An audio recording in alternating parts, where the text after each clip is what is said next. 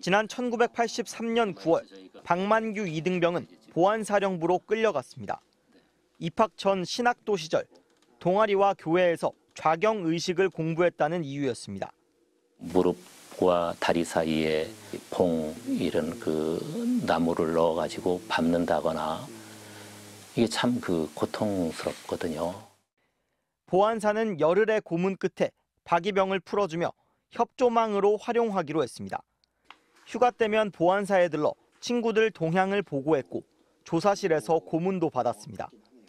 친구들의 소재와 의식화 활동 관련 자들을 접촉토록 임무를 부여하였으나 수십 년 동안 친구들을 배신했다는 죄책감 때문에 피해를 호소하지도 못했습니다.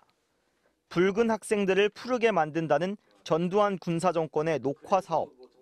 진실화해위원회는 187명의 피해 사실을 인정했습니다. 다시 한번 국가의 책임을 통감하고 사과할 것을 권고합니다. 하지만 반년 넘도록 아무 조치도 없었고 박 씨는 정부를 상대로 소송을 냈습니다. 정부는 법원에 낸 의견서에서 손해를 배상할 정도로 위법 행위를 했는지 객관적으로 입증되지 않았다고 주장했습니다.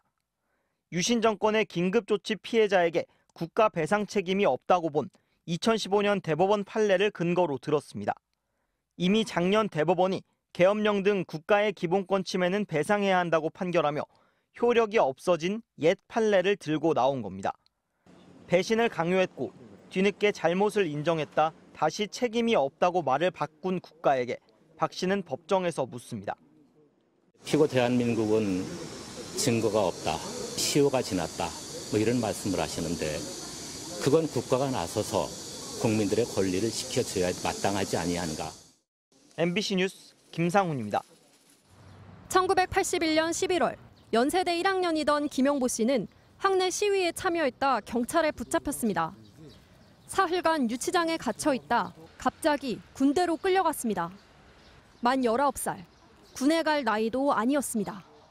우리들을 다 마이크로버스에 태웁니다. 커튼을 다 치고 어디론가 데려가죠.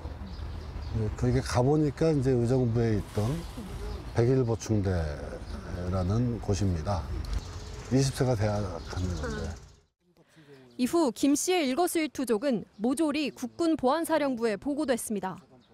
정보공개 청구를 통해 김 씨가 받은 보안사 기밀 자료. 모친의 병원 호전 소식에 김 씨가 기쁜 표정을 지었다는 가족 면회부터 훈련으로 잠이 모자란다고 했다고 동료에게 한 푸념까지 기록됐습니다. 여가 시간에 소설 여명의 눈동자를 읽었다, 기타를 다룬다 등 시시콜콜한 신변 얘기가 깨알같이 적혔습니다. 알고 보니 마음을 터놓고 지냈던 동료가 보안사의 협조망, 즉 끈앞풀이였습니다.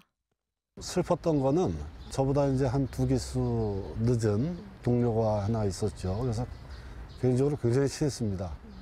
전환자를 보니까 그 친구가 소위 망원이었던 거예요. 심각한 문제는 편지에서 터졌습니다.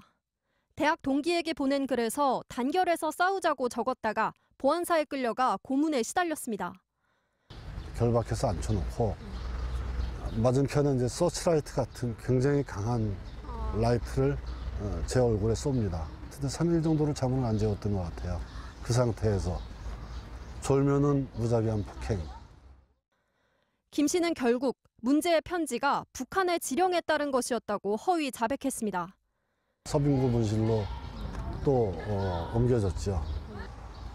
고문에 못 이겨서 제가 제 친구들이나 뭐 누구와 무슨 책을 읽었다, 뭐를 했다 이런 거를 얘기해서 그 사람들이 거기에 끌려왔고 수사관이 옆방에서 나는 비명소리가 네 친구 누구누구야. 그때 죄책감은 40년이 흘러도 생생합니다. 죄송합니다. 잠깐만.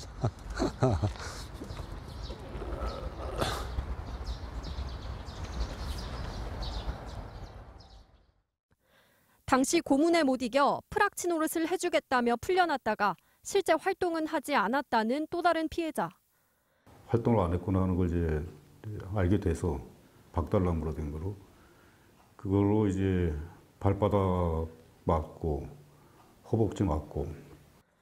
지난해 11월 진실화해위원회는 이 같은 피해자가 약 3,000명에 달한다면서 국가 차원의 사과를 권고했습니다. 그러나 묵묵부답인 국가를 상대로 피해자들은 손해배상 청구 소송에 나설 계획입니다. MBC 뉴스 김정우입니다. 전두환 정권이 맹위를 떨치던 1983년 8월. 대학 3학년이던 이문범 씨는 학생운동을 했다는 이유로 군대에 끌려갔습니다. 거기서 충격적인 소식을 들었습니다. 넉 달 먼저 강제 징집된 동아리 친구 한영현 씨가 입대 석 달 만에 숨졌다는 겁니다. 동료였던 한영현이가 이제는 군대를 가는 중에서 죽었다는 소식을 확인을 했고요. 거기 이제 기관병들이 얘기를 해준 거예요. 당시 군은 한 씨가 가정 파탄을 비관하다 총기로 극단적 선택을 했다고 했습니다. 하지만 이번에 공개된 보안사령부의 기밀 자료 내용은 전혀 다릅니다. 군에서 프락치로 활동했던 한 씨가 죄책감을 느꼈다는 겁니다. 한 씨를 활용한 결과라고 적힌 항목. 학교 문제 동아리 및 문제 학생 동향을 제보한 바 있다고 합니다. 휴가를 나간 한 씨가 나로 인해 너무나 많은 피해를 볼 것, 파리 학번까지도 여파가 미칠 것이라고 말했다는 내용도 적혀 있습니다. 친구 이 씨의 기억에도 생생합니다. 녹화 공작으로서 휴가를 나와요.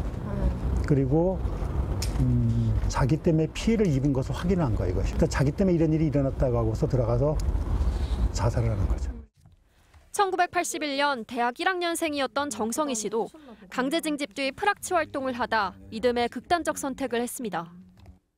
상황이 급박해지면 서로 총구리를 들이댈 수밖에 없는 이런 상황이 되지 않느냐. 그럴 때 어떻게든 양심을 지키겠다는 이런 생각을 미리 해야 된다. 이런 얘기를 했던 기억이 있어요. 이처럼 군사정권의 밀정 노릇을 하다 스스로 세상을 떠난 녹화공작 사업 피해자는 9명. 모두 2002년 의문사 진상규명위원회에서 공권력에 의한 사망으로 인정됐습니다. 프락치 활동 의혹으로 논란을 빚은 김순호 경찰대학장은 이르면 다음 달 피해자로 인정될 전망입니다. 과거사 진상조사위원회에 조사를 해달라고 요청을 한 바가 있습니다. 그리고 조사 개시 명령이 났고 지금 조사가 진행 중에 있고요. 하지만 특채와 승진의 배경이 된 걸로 의심되는 프락치 활동에 대해서는 자료가 없다며 조사조차 이루어지지 않고 있습니다. MBC 뉴스 김정우입니다.